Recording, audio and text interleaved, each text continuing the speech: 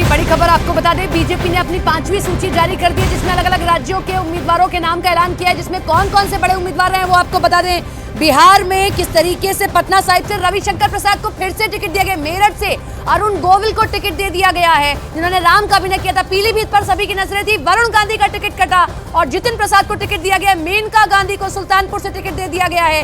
गाजियाबाद से वीके सिंह का टिकट कटा है और अतुल गर्ग को उम्मीदवार बनाया गया है। सारण से राजीव प्रताप रूडी पर फिर से भरोसा जताया गया है। बेगूसराय से गिरिराज सिंह को फिर से उम्मीदवार बना दिया गया है। वहीं बक्सर से अश्विनी चौबे का टिकट कटा और मिथिलेश तिवारी को जो है टिकट दे दिया गया है।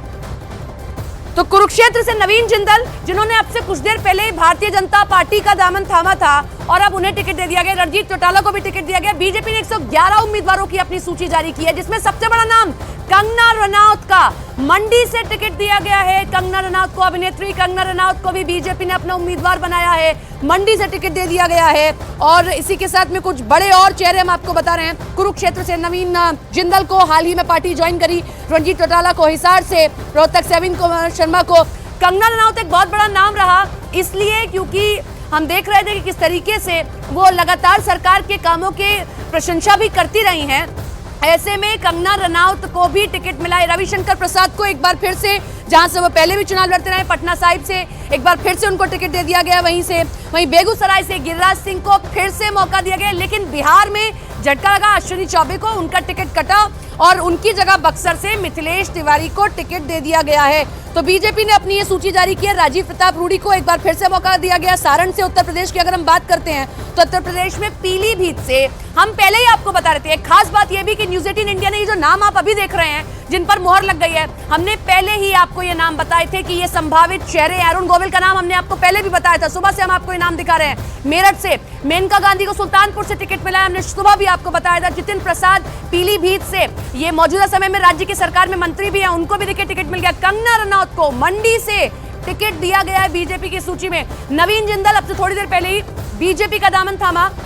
अमिताभ हमारे साथ, हमारे वरिष्ठ सहयोगी जुड़ गए। अमिताभ जी, कैसे ये सूची, कैसे एनालिसिस करेंगे? और रविशंकर प्रसाद को फिर से मौका दे दिया गया, कंगना रनौत को मंडी से उम्मीदवार बनाया गया। देखिए, कंगना रनौत 2-3 चीजें साफ थी कि कंगना रनौत ने खुलकर जब हमारे प्लेटफॉर्म पर आई थी चौपाल में, तब भी उन्होंने कहा था कि अगर टिकट मिले तो लड़ने के लिए तैयार है। तो उनको टिकट, और बीजेपी के लगातार, बीजेपी के पक्ष में वो लगातार बोलती रही है, तो उन्हें टिकट मिल गया है।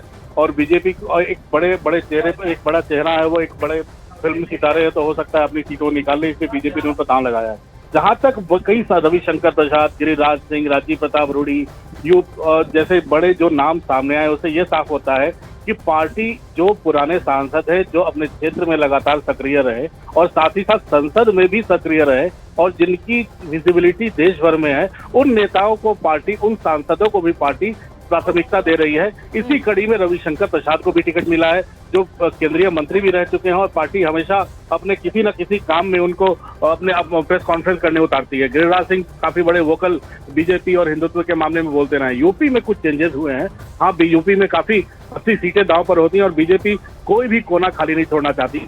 एक तरह से कहा सकता है कि जो पुराने अनुभव हैं, उनके साथ साथ नए चेहरे, जो बड़े चेहरे हैं, जो फिल्मी सितारे भी हैं, जो अपने क्षेत्र में अपने फन में माहिर लोग हैं, और साथ ही साथ युवा और नए चेहरे, इन तीनों को तवज्जो दी है और सबका एक मिशन है जो बीजेपी की एक टीम है। और बीजेपी आलाकमान कोई कोताही नहीं छोड़ना चाहता अपनी जीत के परसेंटेज को, सीटों की संख्या बढ़ाने के लिए।